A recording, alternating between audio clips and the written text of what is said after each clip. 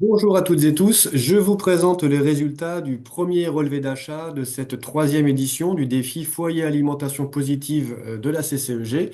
Donc vous avez été 25 foyers à réaliser votre relevé en décembre dernier, ce qui correspond à 76% des foyers participant au défi.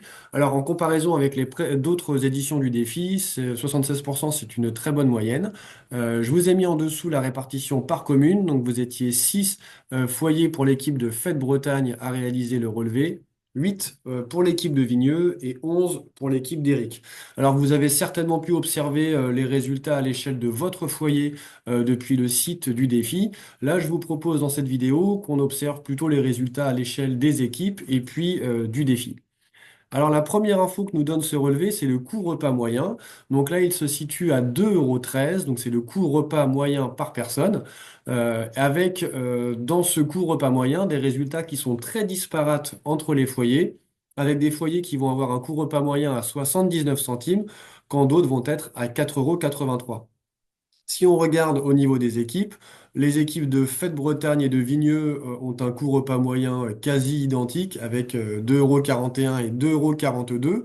Le coût repas moyen d'Eric, lui, est en dessous avec 1,85 €. Ce qui est intéressant, c'est qu'on observera un peu plus tard le comparatif entre le coût repas moyen et la part de bio dans l'assiette et on verra qu'il n'y a pas forcément de corrélation, voilà, entre la part de bio et le prix du repas. D'autres infos sont notamment les catégories de produits, donc la répartition par catégorie. Donc là, on va avoir 25% de votre budget qui est parti dans la catégorie viande, poisson. Je vous laisse observer la répartition pour les autres catégories d'aliments. Ce qui est intéressant, c'est de comparer avec les chiffres nationaux. On peut voir qu'en France, avec des chiffres de 2020, que le français moyen mettait 30% de son budget dans la catégorie viande-poisson. Là, vous êtes à 25, donc vous êtes en deçà. En revanche, pour les légumes, on va voir que en France, c'était 24% du budget qui partait dans cette catégorie. Là, dans les résultats du défi, on sera à 21%, donc en dessous. Peut-être que ça s'explique par le fait que vous avez des potagers et que vous pouvez vous nourrir donc sans avoir forcément recours à l'achat. Peut-être. Et ce sera aussi l'occasion, je pense, d'en échanger en équipe lors des prochains temps forts. On va aussi observer la répartition par lieu d'achat. Donc là, sans surprise, eh bien, c'est le supermarché qui l'emporte. 65% de vos dépenses voilà, se font dans l'une des 8 grandes enseignes de supermarché, ce qui est en dessous des moyennes nationales, hein. On est à 74% des achats réalisés dans ces grandes enseignes en temps normal. Là, ce qui est aussi intéressant d'observer, c'est il y a 22% de vos dépenses qui se font en direct auprès des producteurs et des productrices, ce qui, en comparaison avec d'autres éditions de défis, un chiffre plutôt élevé. Après, pour le reste, on va observer voilà, des 7% en épicerie commerce de proximité, 5% de vos dépenses en magasin bio, et puis seulement 1% pour le marché de revendeurs, voilà, que vous avez très peu plébiscité pour ce premier relevé. En autre information, ça va être l'origine géographique des produits consommés.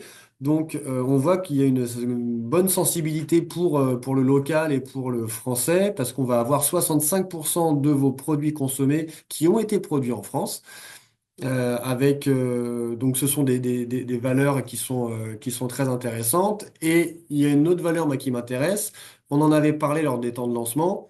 C'est notamment la part de produits dont on ne connaît pas l'origine géographique. Là, ça correspond quand même à 13% des dépenses au total sur ce premier relevé.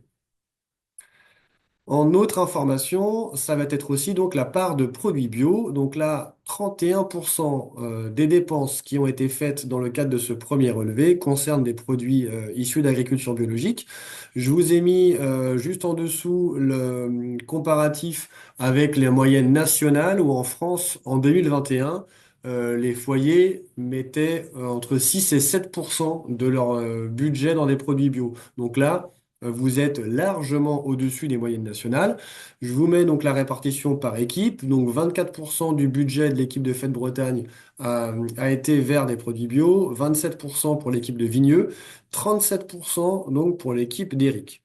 Et donc là, comme je vous le disais au début de la vidéo, on va pouvoir observer sur cette info-là, eh bien qu'en fait, il n'y a pas de corrélation directe entre la part de produits bio et le coût repas moyen. L'équipe d'Eric, voilà, l'illustre parfaitement, avec un coût repas moyen qui va être inférieur aux deux autres communes et un pourcentage, une part de produits bio, nettement plus importante. Donc voilà, c'est ce qu'on va notamment voir à travers le défi, c'est qu'il n'y a pas de corrélation directe, et ça va, pour cela, ça va notamment passer par des actes de cuisine, d'approvisionnement, des recettes, des catégories d'aliments qui vont être consommés, des gestes anti-gaspi, voilà, plein de gestes que vous avez pu commencer à voir notamment sur le premier atelier diététique nutrition avec Solène, que vous continuerez à voir avec Laure Emmanuel lors de l'atelier cuisine, et notamment plein de recettes autour des légumineuses qui permettent de les acheter. Enfin, les légumineuses, ce sont des produits qui sont pas, qui sont peu chers et qu'on produit en bio et en local, notamment sur le 44. Donc, c'est une très bonne alternative à la viande. Et donc, c'est aussi un incontournable pour aller vers plus de produits bio et locaux dans son assiette sans augmenter son budget.